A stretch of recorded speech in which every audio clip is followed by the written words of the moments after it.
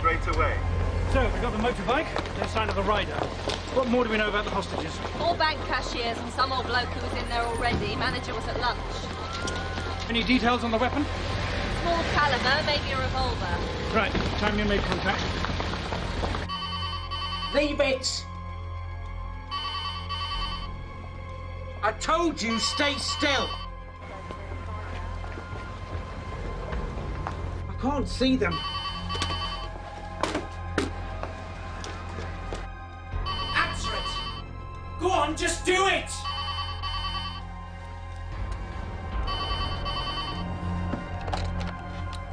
Hello, yes? Good God. Jack, is that you? Yes, that's right, Superintendent. I'm one of the hostages. If they try to come in here, I'll shoot! Are you all right? What are they saying? Does he know you're a policeman? Yes, that's right. I'm Frost. What are they saying? Mm-hmm. What are your demands? I want a car. I want a car and I take you with me, right? Yeah, I heard him. But what I want is for him to come out alone without the gun and give himself up. Excuse me. The Superintendent of Police. He would like to talk to you. I think it's a good idea. Jack. A few £1,000, that's all. We weren't going to hurt anybody. Why don't you talk to them? I'm sure something can be sorted out. It's the only way I could get it. That sort of money. I had to. Really? Why? Why was it so important? Because I look like this. Like a piece of lard. That's my nickname. Lardy. I've tried everything. Diet, pills, exercise. But there's this new treatment. It's guaranteed. I had to try. It's bad enough with your friends. You got to keep making the jokes before they do. And you don't even think about fancying a girl. It's the biggest mistake of all. But there's this clinic in London. There's a chemical that destroys fat. They said I'd lose half my weight in a month, just like that. How much does this treatment cost? £3,000. But I've seen photos of people. Just change their lives. What's your name, son? It's Keith. Keith. Look, I know what you're doing. Talking, listening, I know. But I've got to find a way out. Well, there's no way out, Keith. Because I know what's on the other side of those doors. Police marksman. And you're an expert, are you? Well, I do know what's out there. Because, you see, I'm a copper. I'm a detective inspector. My name is Jack Frost. That will be the superintendent. Would you like me to talk to him? What will they do? Well, they'll wait until you're ready to talk. But if you go outside with us and that gun, they'll shoot you. Straight through the inspector. They're marksmen. They'll miss me, but they won't miss you. Come on, Keith. Give it up.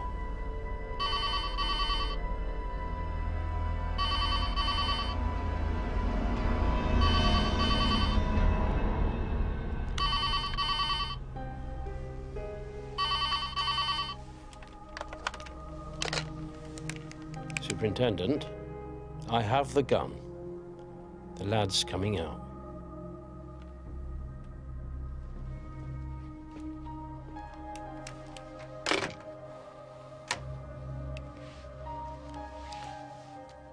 After all that, it's a ruddy replica. Armed police! Armed police! Armed police! Keep looking at me. Do exactly as you're told and you will not be harmed. Walk forward slowly toward me. Do it now. Keep looking at me. Keep looking at me. Let me see your hands. Keep walking slowly toward me. Keep looking at me. Face down. Do it. Keep looking toward me. Keep looking at me. Keep looking at me.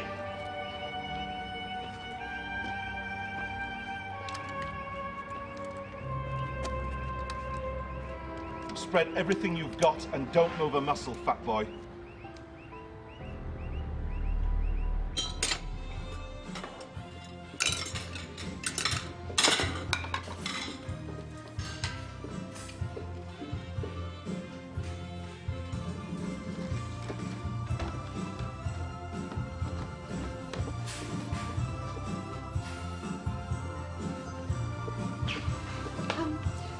Do you know Jack Frost? Inspector Frost? Sure. I arranged to meet him here for lunch. If he comes in, could you tell him?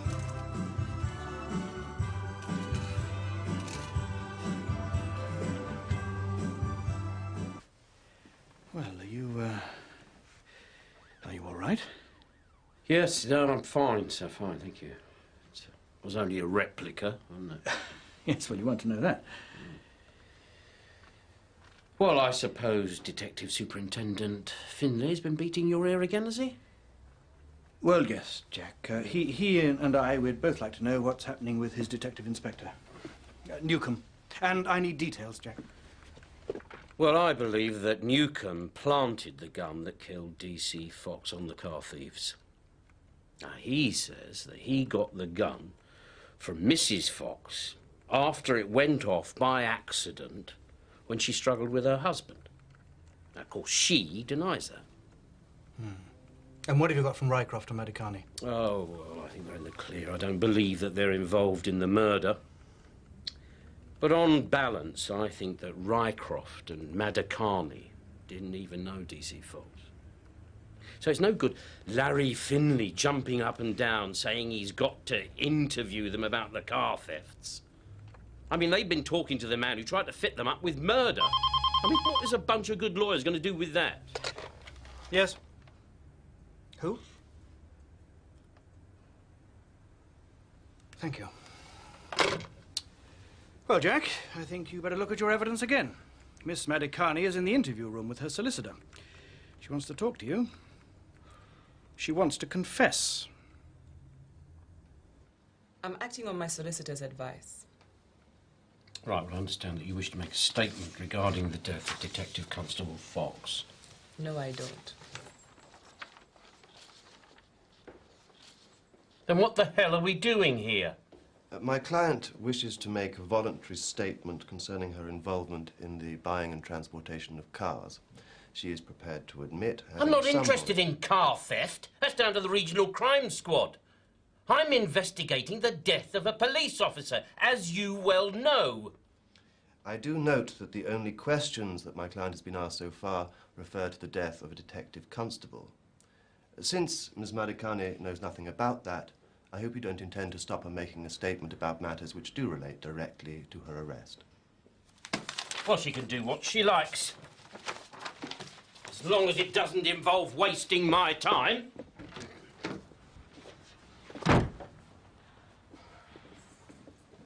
Morning, Mr. Frost. How's Christmas? What's this? He wants to make a statement. Mr. Mullet said you... Oh. Advice from your solicitor, is it, Rycroft? Oh, I've changed solicitors, Mr. Frost. Got the same one as Miriam. Ain't cheap. In fact, you could probably retire on what he charges for a week's work. Get some of Finley's mob over here, will you? And when they've taken statements from our pair of high flyers, I want to sit them at the table and interview them about whether scams, fit-ups and fabricated evidence is standard procedure in Larry Finley's outfit. What are you looking at?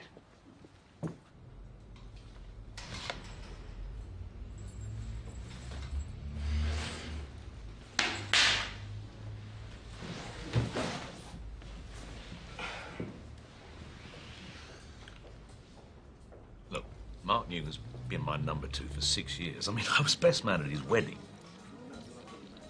What did you know about Mark and Helen? I knew he was seeing a married woman, that he was happier than he'd been since he split up with Sandra. I just thought, well, good for him. None of my business. I had no idea who it was. All right. Let's just take Tim Fox and Mark Newcomb, right? Tim Fox, Mark Newcomb. Tim Fox knows that his wife is, you know, going over the side. So he pleads with her to stay, but she's in love with this other man. So Tim Fox, he gets heavy, he threatens her, and he knocks her about a bit. So much so that she's frightened that he'll get really dangerous if she does leave him. And she's right. Because as soon as she does say that she's going to go, he tries to shoot her. Right? Well, Mark Newcomb, he's in love with Helen Fox. They have an affair. After a little while, she wants to jack it in. But the lover boy here, he can't accept that. And so he stalks her and he threatens her. But what he realises the only thing that's stopping him and Helen from sailing away into the sunset is her husband, Tim. Right. So what's he going to do? He fits Tim up. If Tim Fox doesn't let Helen go, he will blackmail him into letting her do it. It doesn't work, so he kills him. Right. So what we got? You either got Tim Fox and Helen as babes in the wood and Mark Newcomb as the Wicked Witch, or you've got Mark Newcomb as Sir Lancelot riding to rescue the Lady Helen from the Wicked Dragon, her old man. Which one do you buy? Well, until they stop sounding like fairy stories, I don't buy either of them.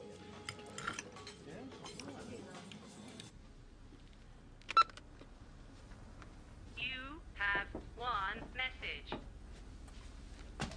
You are still the most inconsiderate bastard that you always were, Jack Frost. Oh, no. Don't bother to call me back. Oh.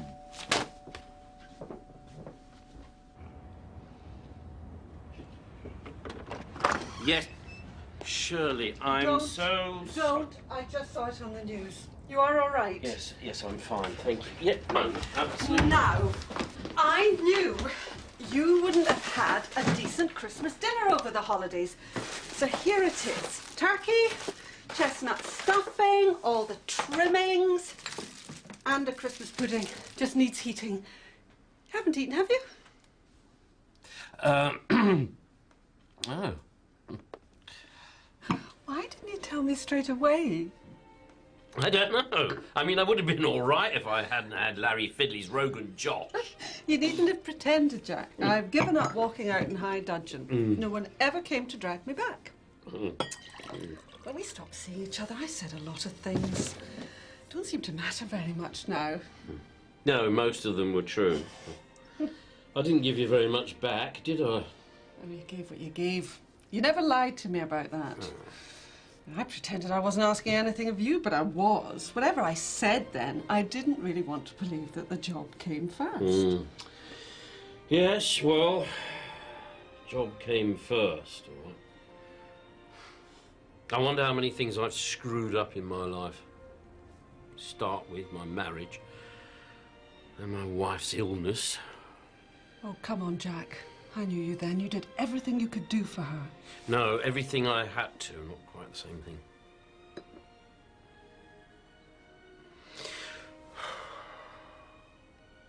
Do you know, we got this young woman. She's been attached to the CID, WPC. She's come to teach us about computers. And you know what? She only wants to be a detective. It's a reasonable ambition in a police officer. In a police officer, yeah, but not in a human being. So you're going to tell her all the things you wished you'd done, instead of being a detective. It's a very short conversation.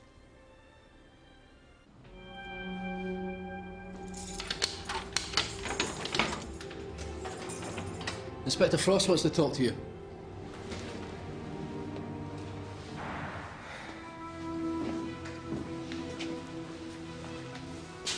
Has he spoken to Helen yet? Has she said anything? Upstairs, Detective Inspector Newcomb. I only do the deliveries.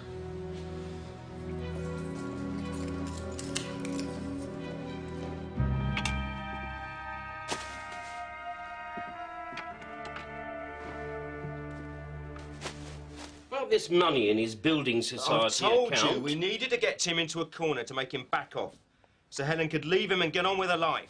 Whose idea was that? Was that yours or hers? It didn't happen like that. We were desperate to find a way out. Oh, yeah. I'll tell you how it happened, shall I? You sat up after a harmless piece of adultery and you said, I've got an idea. Let's fit up your husband, shall we? We could get him the sack. We might even be able to get him put away. I wasn't going to go that far. Oh, come on. This wasn't a way out. This was revenge. What about that money that was found in Tim Fox's car? That came from you, didn't No. it? No? Oh, where did it come from? I don't know. All right. Let's agree on one thing. Helen Fox was not going to leave her husband because she still loved him. And she told you that. She loved me. She couldn't stand him. Mr. Frost, you've got to talk to Helen again.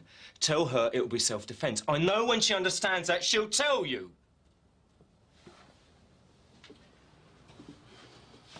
You just bought a mountain bike. Yeah? A Christmas present. What's that got to do with anything? I'm just about to show the interviewee some tyre tracks. Found in Oak Park, near the scene of D.C. Fox's murder. You go there quite a lot, don't you? Once, with Superintendent Finlay. Well, you see, these tyres, they're very similar to the tyres on the bike in your garage. In fact, they're so similar, I would say they're exactly the same. I wasn't there. Is there any forensic to my bike in Oak Park? Eh? You bought a bike a week before the murder. We've got tyres that match yours at the scene on the same day. It'll take you 10 minutes to cycle from your flat to where these tyre tracks begin at Oak Park. The file is getting fatter. Look, this doesn't make any sense. And all you can say to me is I was on my own, I didn't see anyone, and I didn't speak to anyone. I was waiting for Helen. And when she came round, it was after the...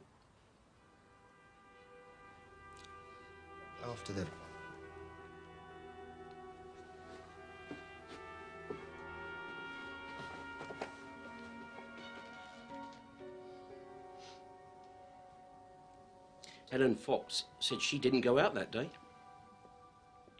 I don't believe you've been back to her. She wouldn't lie if she knew you were trying to fit me up. What about this bike? I bought two. Oh, you bought two? Why was that? In case the first one got a puncture, was it? It was a Christmas present. One was for me, the other one was for Helen. All right. Where is this second bike? I gave it to her last week. It'll be at the house.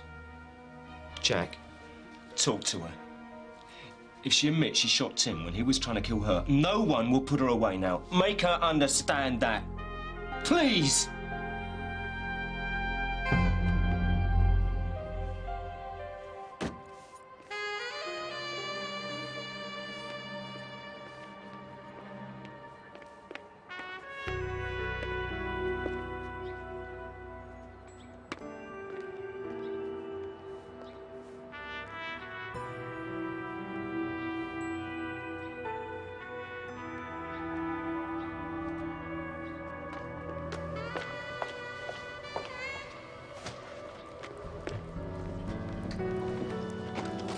Hello.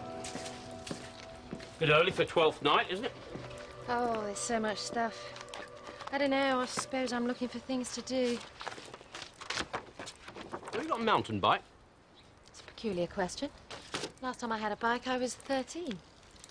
Well, Mark Newcomb said that he gave you one as a gift at Christmas, a twin to the one that he bought himself. That's mad. Oh, look at this. Here's one for the connoisseurs.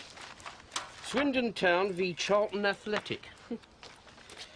I would appreciate it, Mrs. Fox, if you would come down to the station with me. I've got a few questions that I want to ask you in a more formal way, just to clear up any remaining confusion. Of course. I'll get my coat. Thank you. I still think you should come, Dad. What's the point? Well, you knew him better than I did. You used to go fishing with him. I gave up fishing a long time ago. Great. Last week you sent me around to give your condolences to the Cockcrofts. Now it's all pointless. Well, no one expects you to go. Well, I am now. Well, that'll be Sam. I don't know why you put up with that clown. Or does he give you the illusion of having brains yourself? He's got more about him than most of the losers round here. Yeah, you'd want that fool at your funeral, wouldn't you?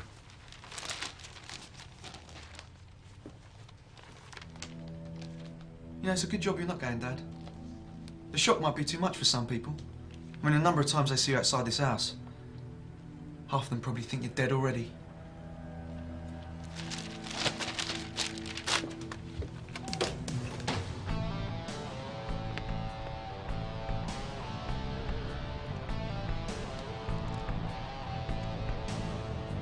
The finishing touch.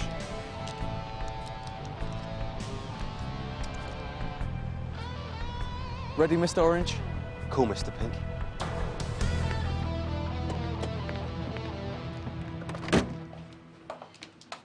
I'll see if I can get us a cup of tea. I prefer coffee. I don't think I could face the Denton canteen tea. Oh, well, of course. You used to work here. Yeah, you know what to expect. I think that something happens to your body if you stay here too long. I can't get enough of your canteen tea. Could we have a cup of... They think it was me. Hey, Sergeant, what do you think you're playing at? Have you now got to interview Mrs. Fox? Sorry, sir, I was just taking Get him back to the cells. Go on. You've got to tell him you did it. In self-defense. You killed Tim, you bastard! They'll understand. Tell him! I told you to leave me alone! I love you! To leave us both alone, and you murdered him! Come along. You love me! You just go in there, please, and just sit down over there. Thank you. You did that on purpose. I hope it wasn't too distressing. There's no one in CID, sir. Sergeant Brady said I'd do. Oh, all right, come on. Take a chair. Sit down there. Interview with Mrs. Helen Fox. Those present, D.I. Frost and... Constable Kavanagh. At 11:31 on the 30th of December, 1999. Right. I've got two versions of your husband's death. Yours and your boyfriend's, Mr. Newcomb. What D.I. Newcomb says is that you and he were blackmailing Mr. Fox into letting you leave him quietly, and if your husband, Tim, didn't agree, he'd be thrown out of the police for corruption. No. I wanted to protect my husband. I told you that. Mr. Newcomb goes on to say you shot your husband in self-defense. Oh, that's nonsense. All right, we'll skip the planting of the gun during the police operation. Mr. Newcomb admits that he did that, naturally. But he claims it's a gun you gave him the night your husband was shot. About a gun.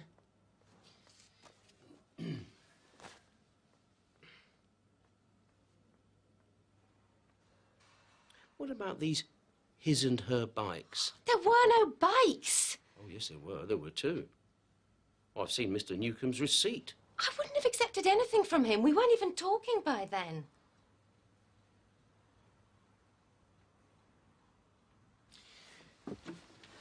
You know, stories come with big holes and little holes, Mrs. Fox. Now, Mark Newcomb's story's got many holes. Well, that's not surprising. I'll tell you what is surprising, though. A story that has no holes at all, that's remembered perfectly. People aren't like that. Now, your story makes perfect sense from beginning to end. You've told it several times. You remembered it backwards. You never change a single word. I know where I was the night my husband was killed. I know that I was afraid of Mark Newcomb. Does that make me a liar? I'll have to consider it. If you did kill your husband that night, you didn't do it in self-defense. You did it because you planned it. That's not true. Oh, yeah. Yes. And when I pulled in D.I. Newcomb, oh, that's when he became expendable. Because, you see, the finger points at him, putting the money in the car. Because he planted the cash in Tim's Building Society account. But the night your husband was killed, you put that £1,000 in the car. I never believed the police would go this far to protect each other. I had an affair, yeah, but I loved my husband. Mark murdered him. Your husband's life was well insured, a lot of money. That why you did it? We were both insured for the same amount of money. If anything happened to either of us, we wanted to know the other one would be all right. Or was it because he wasn't a very good copper? I mean, he failed his sergeant's exam twice. Now, that's not a very easy thing to do. Wasn't very ambitious. Why are you doing this to me? Because it's my job, Mrs. Fox.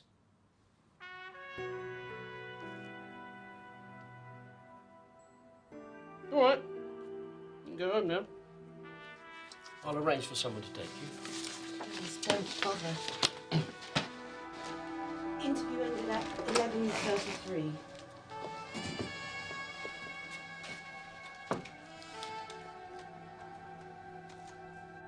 You know, Lord, the secrets of our hearts. Shut not your merciful ears to our prayer, but spare us, Lord most holy, God most mighty, most holy and merciful Saviour, thou most worthy Judge eternal.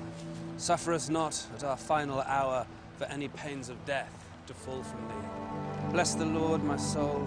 Lord, my God, thou art very great. Thou art clothed with honour and majesty, who coverest thyself with light as with a garment, who stretcheth out the heavens like a curtain, who layeth the beams of his chambers in the water. O give thanks unto the Lord, call upon his name, make known his deeds among the people, sing unto him, sing psalms unto him, talk ye all of his wondrous words.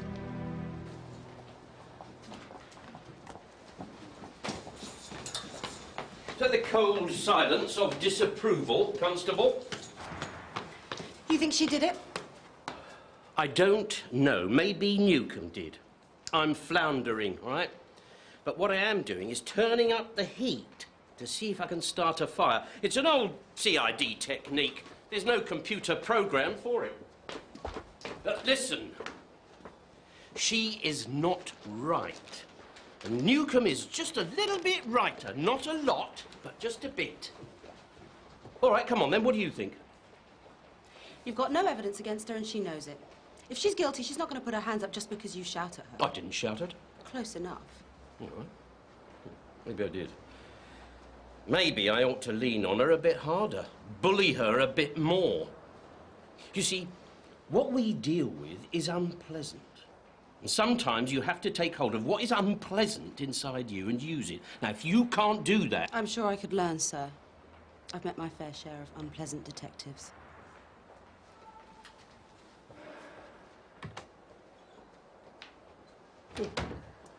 Ah, Mr. Mullets, thanks.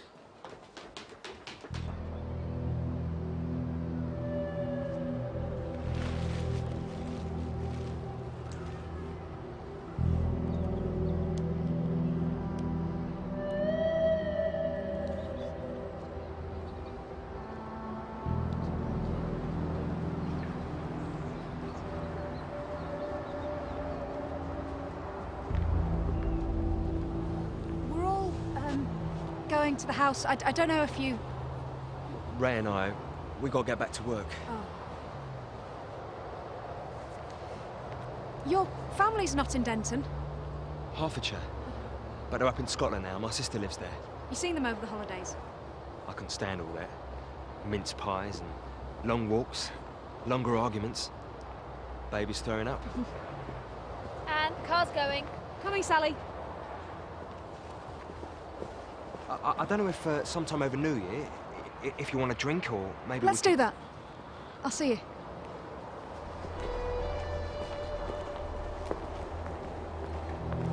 Yeah?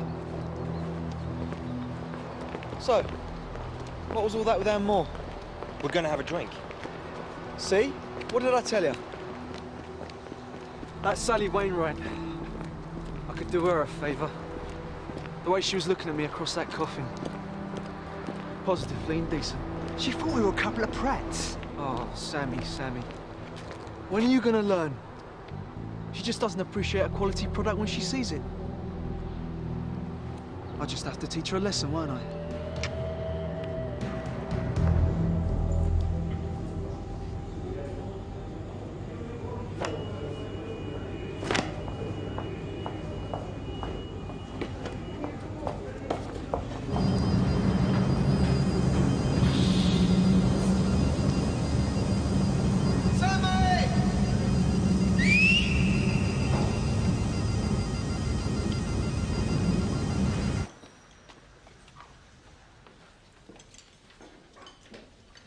So what do you reckon? She's not interested, Ray. They're all interested. We're collecting for Mrs. Cockcroft. It's not much, but people feel they want to do something, so... Yeah, of course, Sally. It's very generous. It's all I got on me. Thanks, Sam. See you later. Thanks again, Ray. Is that all you've got to say? Sorry? Well, Sam's going out for a drink with Anne. I just thought you might want to make it a foursome. Gives us the option of swapping at half-time. Ray, I don't want to go out with you. You asked me once before, I said no before. You'll want to keep an eye on Anne, though. I mean, when Wild Man Goodwin gets her in the back of his car, and that hormonal overdrive just kicks in, it could take two responsible adults to tear them off each other. When did you turn into an adult? It's that temper, Sally. Always a good sign. You know, you want to stop suppressing those feelings. I know you love me. I don't even like you, Ray. I like you even less after your performance at the funeral. I mean, you couldn't see a dead man buried without your stupid joke. I mean, if you can't grow up, at least you could behave with a bit of decency. You're pathetic. And your mates know better. I've talked to Anne. She won't be going for that drink. You might as well pass the message on. Mr. Cockcroft always thought you a nasty piece of work. He was right. I told you to leave it. I said Sally didn't want to go out with you. Sally Wainwright's a nobody. Last year she's dishing up pig swill, and then she gets a badge that says manager.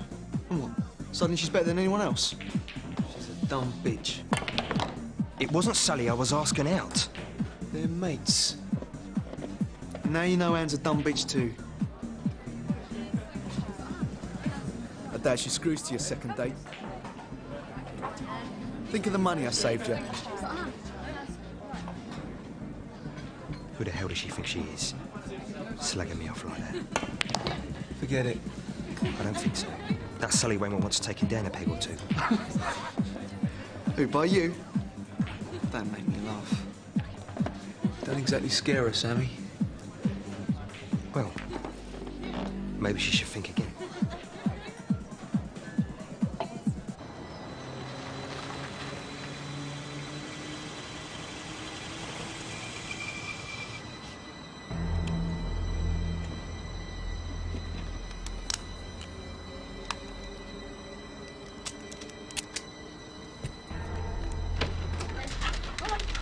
Don't take all night.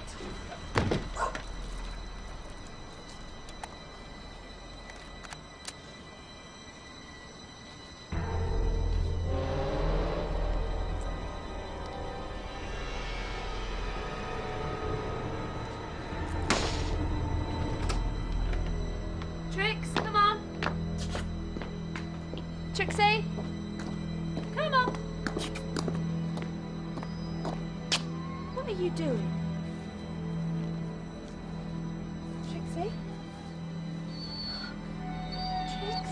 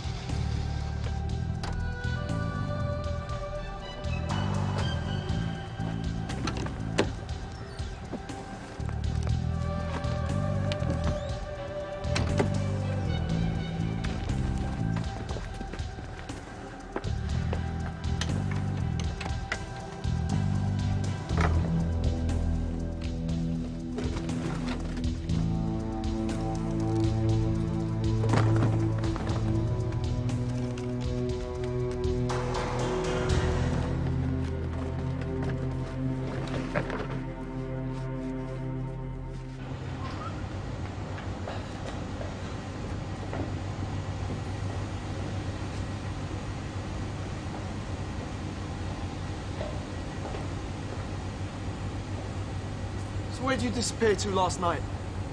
Nowhere. Thought you might have had another try at persuading little Miss Moore. You were right. She's just another loser. Who isn't in this place? So Sally's safe from the wrath of Sam, is she? I wouldn't say that. Ooh. Frightening. You're an animal, Sammy.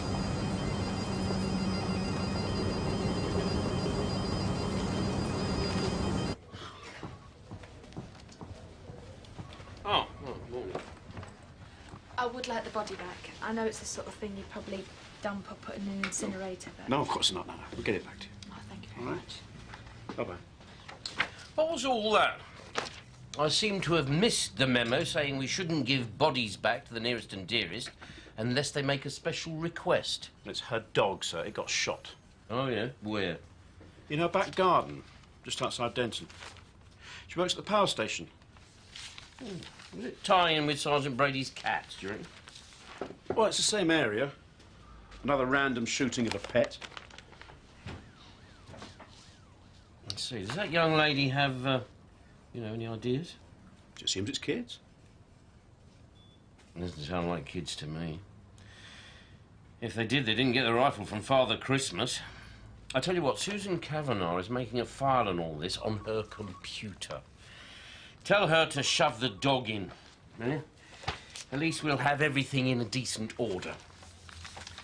You know what? Some people are still working with microchips and information technology. Me? No, I've skipped all that. I'm on to the chaos theory.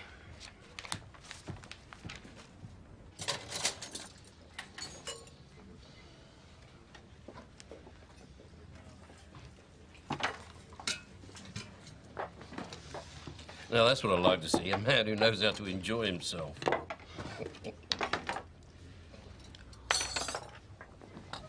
What's the matter with you? Mullet. Hmm? He's only landed this computer woman on me. And as you know, Jack, I've got my own system. Yes, and so has PC Kavanagh. Hers is 10 times quicker. Yeah. Eh? What's happening with Newcomb? Oh, I don't know. It's not easy. It's easier for him than for Helen. She used to work for you, didn't she? Oh, yeah, great job. Nothing was too much trouble. And she didn't throw my system out the window and bring in one you need a degree to understand. No, I know what you mean. And she still got our amnesty record into the computer HQ before any other station in the division. She was here during the gun amnesty? Yeah, that's why Mullet sent her to work with me. I was running the amnesty, but we had so much stuff in. Oh, all right, come on, come with me. But what about my dinner? Come, leave it, leave it. Oh, this is important. Excuse me. Excuse me. Sorry. All right, Jack. We had several 38s in. What about this one? Well, it looks familiar. Like a short barrel 38. I remember thinking one of them was. Yeah, what about the list? Well, we'd had over 50 weapons in. 4 of them were 38s. Oh, wait a minute. There's only 3. Is this one? No, different serial numbers. In fact, different makes. There's 2 Smith & Wessons. No, it's not even the same specification. I could have sworn there were 4. Helen Fox did this, didn't she? I mean, filled in the details and all the records. From my notes. If a gun went missing, would it be possible to wipe the details from the computer? By Helen? I don't believe it. Oh, Inspector Frost. About those dead cats and dogs. Yeah, well, never mind about that now. I've got something else I want to ask you. If information has been wiped from a computer, is there any way of getting it back? Well, that depends exactly what backup was being used. All right, this was 6 months ago, maybe more. Was the information sent to HQ? Well, of course it was. That was the whole idea. But this is what went up to HQ. Is there any way of getting back wiped information? If there are other versions of the files, old backups. I mean, it's unlikely, but there are programs. Right, well, there you are. You want to be a detective, so you can forget all about your moggies for a minute. I want you to find me something that isn't there. There's almost no chance. Oh, no. There never is. That's what makes the job such a pile of challenges.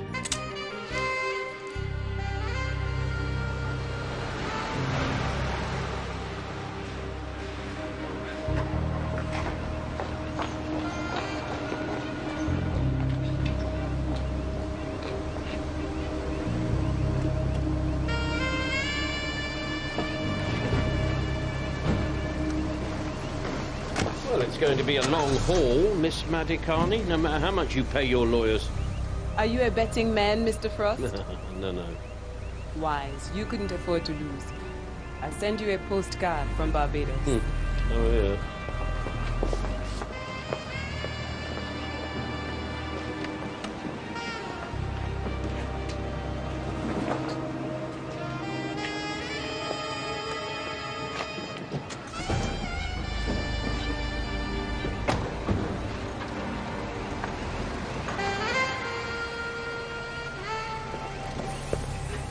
Well, there you go.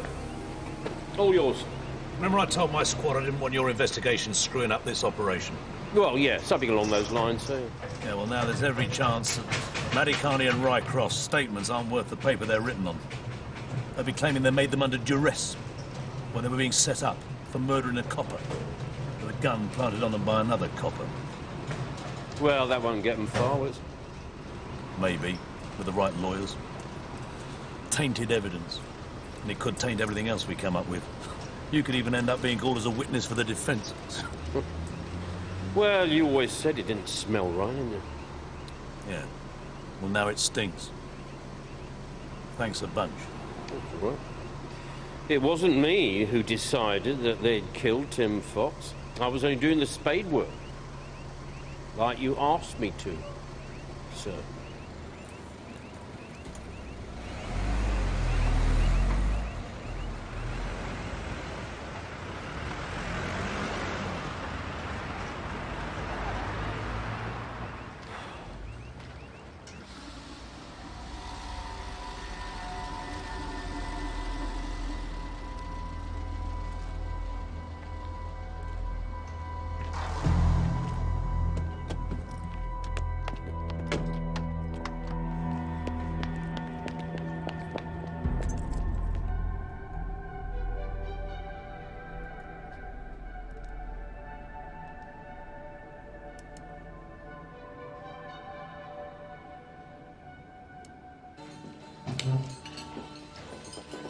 So will you be working on Millennium Night? Well, no, we're on standby. We all are. Oh, same here.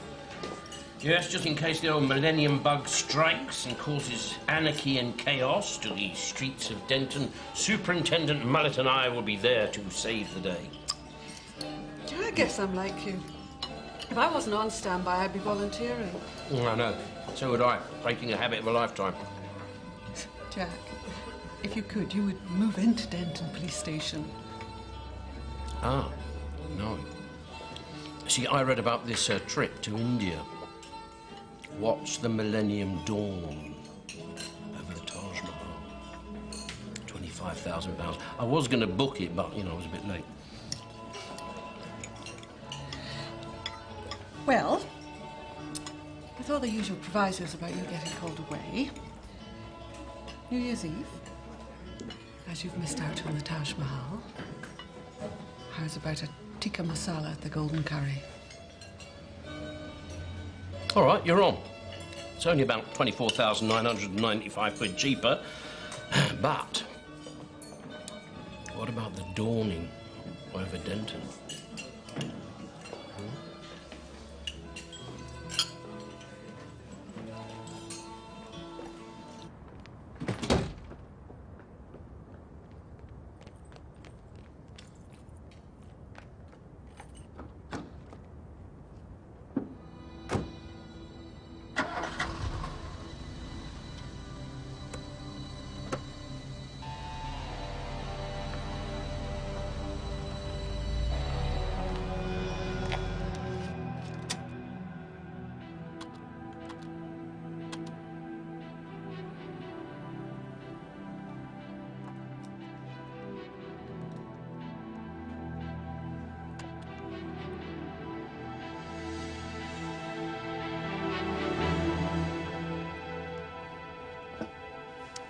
Up yours, Inspector Frost.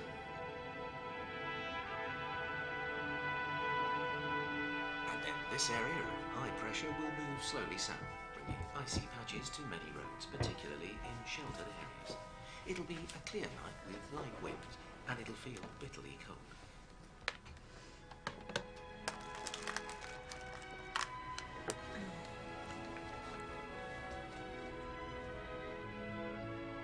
So, how was it for you then? What about the prezzies that you got? I still got a pair of socks and £2 from my Auntie Jean. Thanks very much, Auntie Jean. But what was the worst prezzie?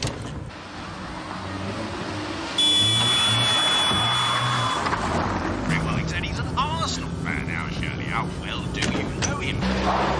Here there, ring him and tell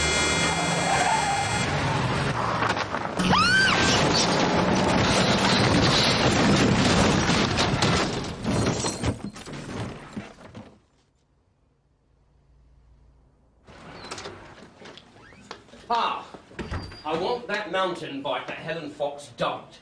It's the last piece. It must be in a limited radius. Well, come on, get out the maps and the wellies. Let's get the team moving. Anybody'd think this was a holiday or something. Forensic want a word. They've got a suspicious traffic accident. Oh, well, you go and handle it with your sergeant. Go on. On your way back, get me a sandwich. Chicken. If you can't get chicken, get cheese.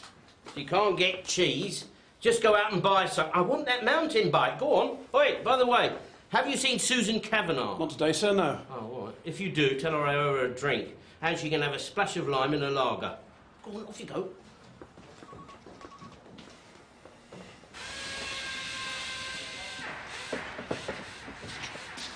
Car went out of control on Broad Street last night, going down the hill.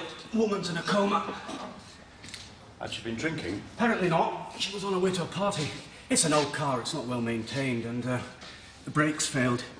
But this is what struck me as odd. Scratches here and here on the chassis. I think it's been tampered with.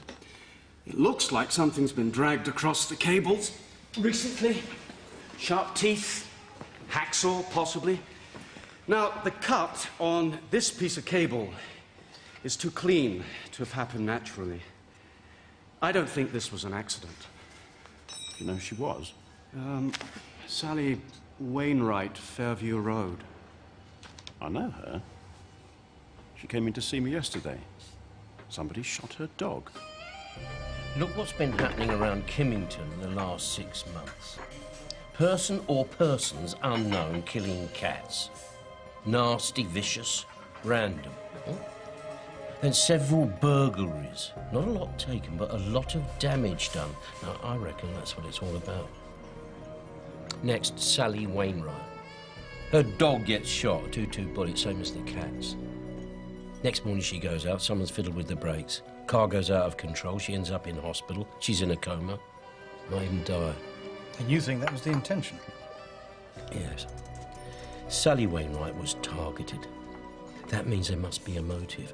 And I believe there was a motive for the rest, too. The damaged furniture, the cats, a lot. Oh, you're talking about a very warped mind, Jack. Very warped. Yes, sir. In my experience, there's only one place with more warp factors. It's the Starship Enterprise.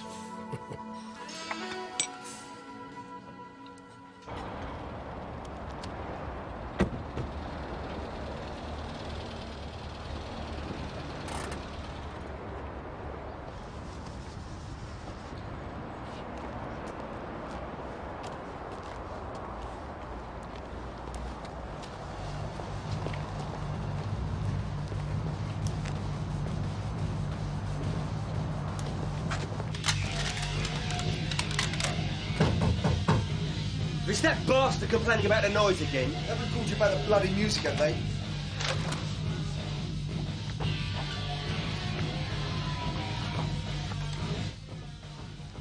You bunch of losers!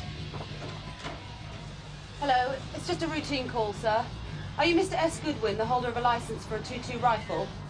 Come on. It's about my gun license. It's here somewhere. I saw it.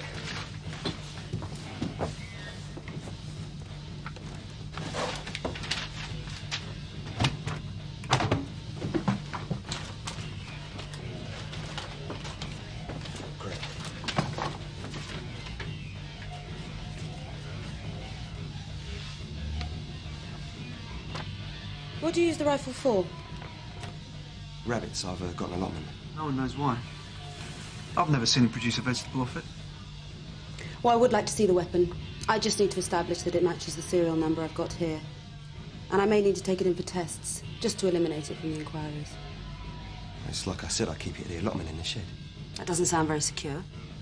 It should be here in a secure cabinet. Well, I'd like to see it. Now would be fine.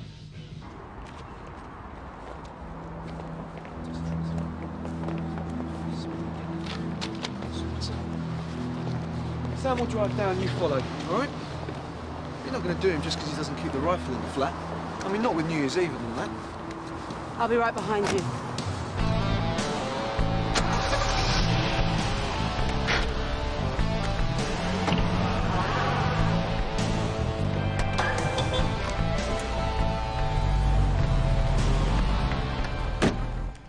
When you wipe a disc, the stuff's still actually on it, till more information's dumped on top. Well, I didn't even know you could retrieve it, but Susan used some program or other. So this is the gun that killed Tim Fox? Serial number's here, and it says it came with 6 rounds. Well, the gun was in the station. Helen Fox had access and opportunity. Now we've got evidence that she wiped it off the records. I trusted Helen. Yeah, well, so did Mark Newcomb. So did her husband. .22 rifle, she said. They know what they're looking for. What are they going to prove? It's down in your allotment. Anyone could get hold of it. Most they can do you for is being a careless git.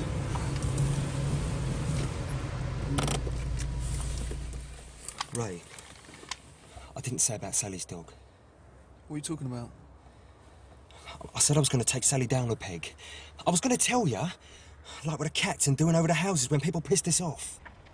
You stupid, ignorant moron.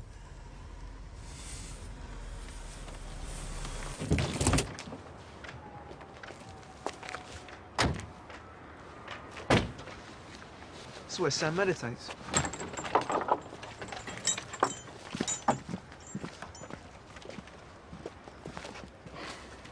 The door did have a lock. I'm going to sort it out. A child could walk in there.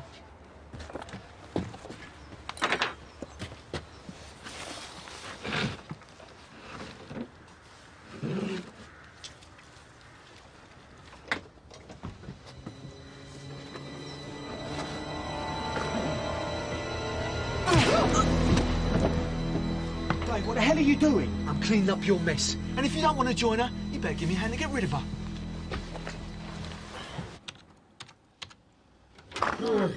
Susan here?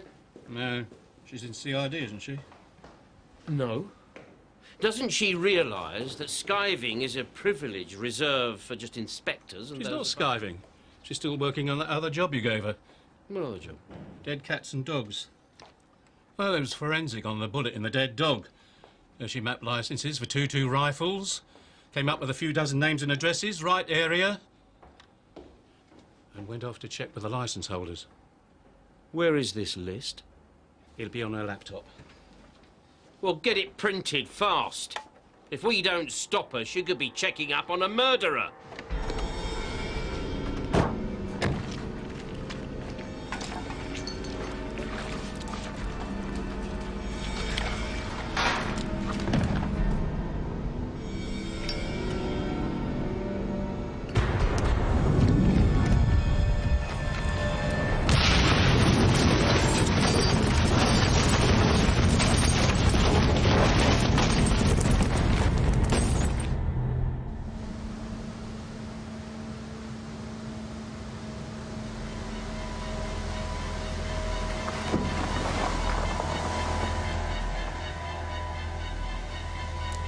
I'm at work now, so get your fat ass in gear and be here for 11. You do what I bloody say, Samuel, or do you want to go the same way?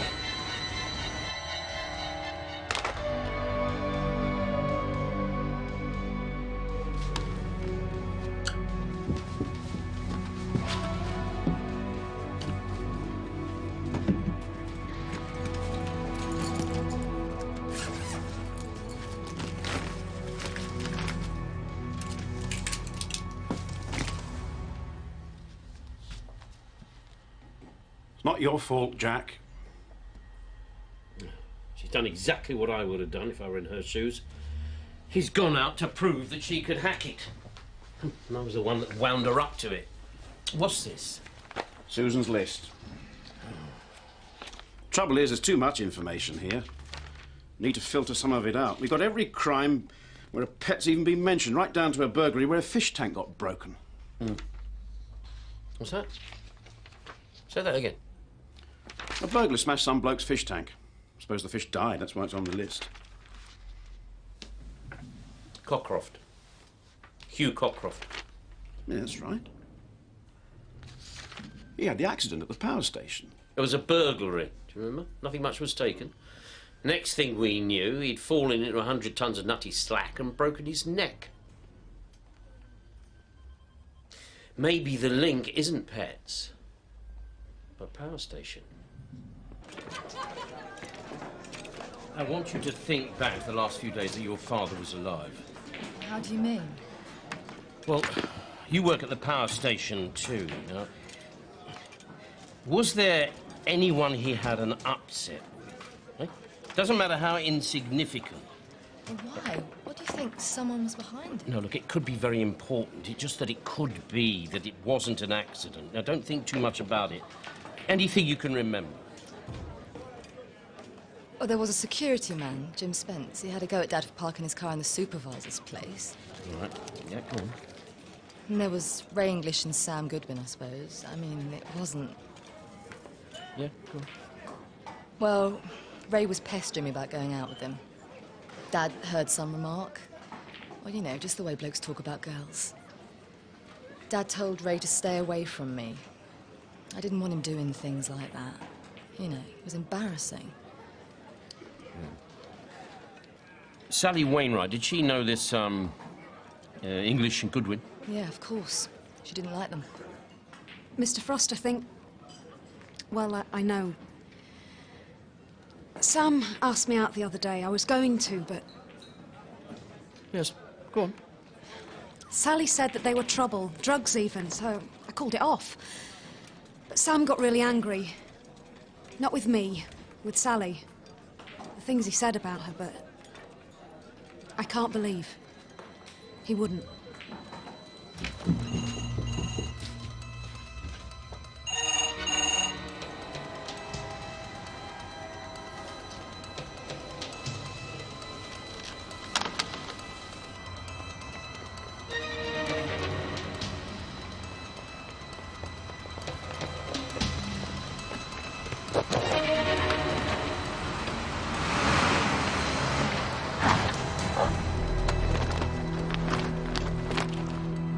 Part there. Mr. Goodwin, isn't it?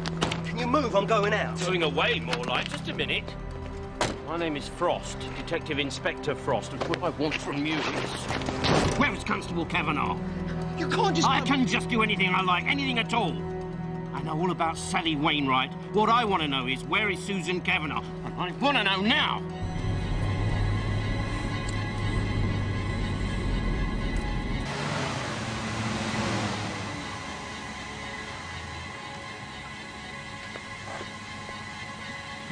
Police, open up! It's an emergency. I'll need some identification. I'm Detective Inspector Frost, Denton CID. I've got some... Look, just open up, will you? Why don't I phone the station? Look, why don't you... Oh, fuck.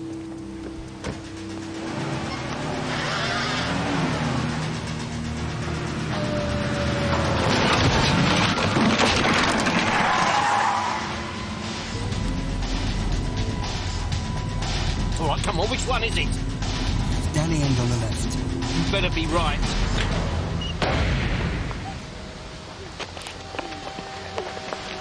Down the stairs! Or I'll throw you down.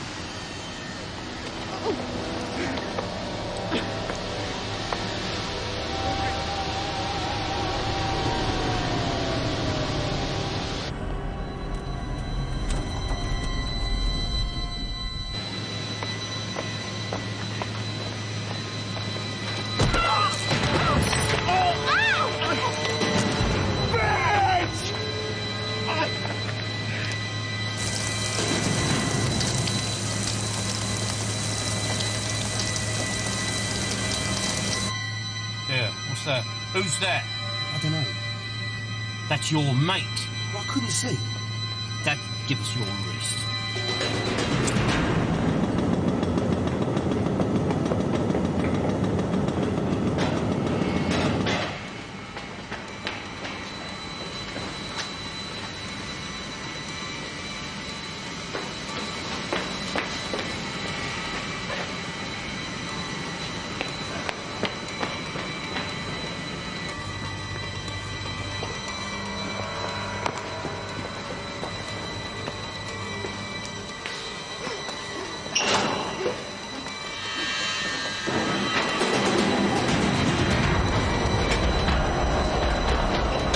Wasn't the best way to go, Constable.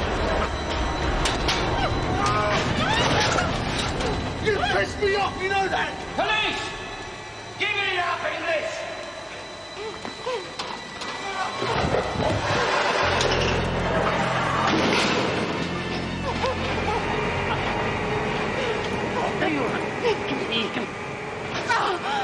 Are you all right? Are you all right? Yeah, he knows this place like the back of his hand. He'll find a way out.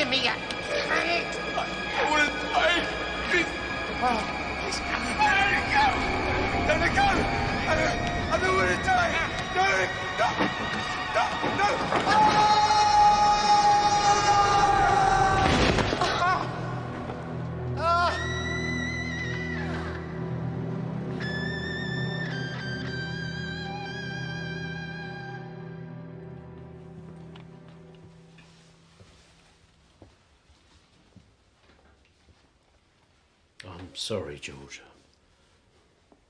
Very sorry. Tried to save him. I just couldn't hold on to him. The WPC? She all right? Yes. You better tell me the rest of it. Well, maybe now's not the time, eh, George? You said there were burglaries. You said Hugh Cockcroft's death might not be an accident. Well, it's likely that Ray went up and loosened some railings. He knew that Cockcroft went up there for a smoke. I'm not saying that he intended to kill him, but... The woman in the car? She's going to pull through. Well, that's something. We've only got to go on what Goodwin has told us. It seems that he didn't know most of what Ray was doing. He would say that, wouldn't he? George, George, these things have happened. And it was Ray that did them. It's no good trying to pretend that someone else put him up to... I'm pretending nothing. My son's dead. And that's the best thing to come out of this. I'm not asking for apology for you for not saving his life. If I'd have been the one holding on to him, I'd have let him drop.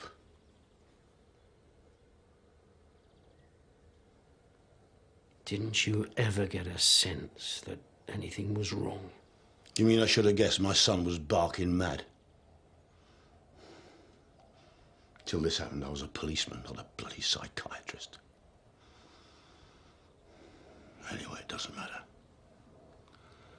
Now I don't have a son at all.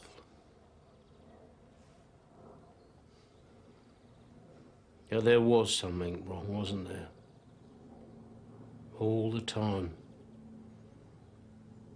I never realised when your legs packed up that you lost the use of your eyes as well. Because had you opened them a number of years ago, you wouldn't be sitting there telling me that you're glad your son is dead. Get out, Jack.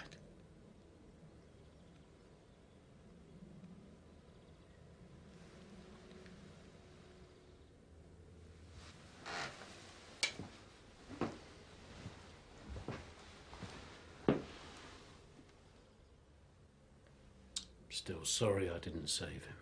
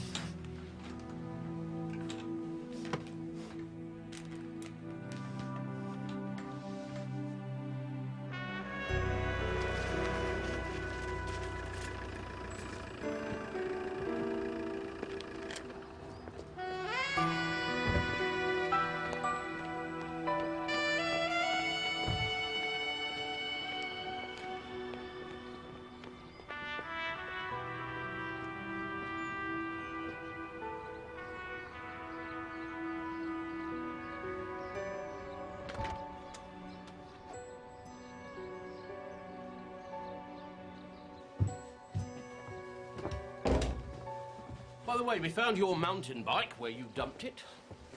Well, Mark dumped it. No jury is ever going to swallow that. Do you know that when something is wiped from a computer, most people think that that's it? You know, it's gone, lost forever. Well, that ain't necessarily so. We've got a record of the gun you took. We also know the precise time you attempted to wipe that record from the computer.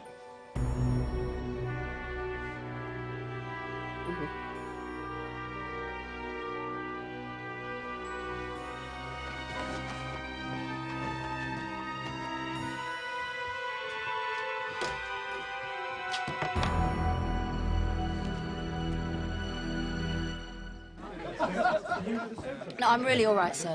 Thank you. Good. Hope so, because come the new year, I'm going to learn how to capture crooks by a computer. And you're going to have to teach me all about your hardware. Software. There you are. You see what I mean? I don't even know my hardware from my software. Well, just think of it as like sex, sir. Only the other way round. Sex? Can't think that far back. With computers, you put the software into the hardware. Oh, I see. Yeah. Excuse me, sir. You still all right for that drink tomorrow? You bet. Great. Well, I've got to go. I'm on the desk. Right.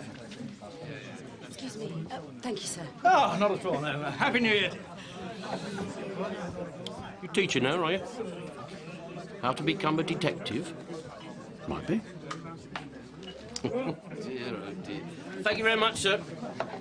Jack, have another drink. What? No, I'm on standby. Well, I'm on duty. Oh, well, I can't refuse a senior officer, can I? Oh, well, that could be the start of a very promising new millennium resolution. Ah, well, you never know your luck, sir. Yes, well, I think I do, Jack. Cheers.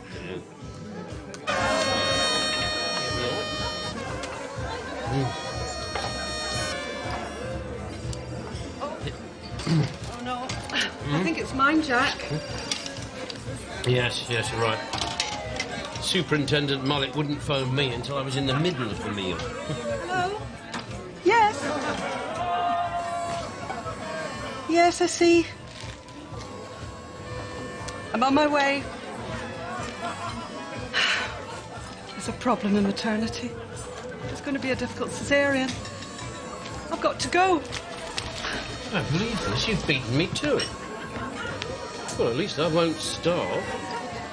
Happy New Year, Jack. And to you, Shirley. I doubt I'll get back. I'll probably end up having a glass of cooking sherry with Superintendent Mullet. And then I'll join the first van load of Millennium drunks for Old Lang Syne. Oh well, it's not want not.